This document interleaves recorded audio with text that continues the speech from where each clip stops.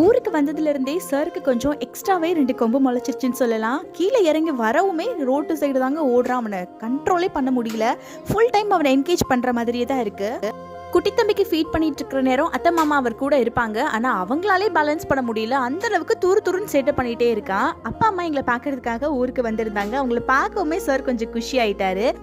அப்புறம் நான் ஒரு சில ஐட்டம்ஸ் எல்லாம் அம்மா கிட்ட வாங்கிட்டு வர சொல்லியிருந்தேன். ஸோ அதுவுமே வாங்கிட்டு வந்திருந்தாங்க. நான் ஆல்ரெடி சொன்ன மாதிரி இவர் கூட ஒரு ஆள் என்கேஜ் பண்ணிக்கிட்டே இருக்கணும். இல்லைனா தெரு ஓட ஆரம்பிச்சிருவான். பின்னாடி ஓட முடியாதுங்க, எனர்ஜி பத்தாது நமக்கு.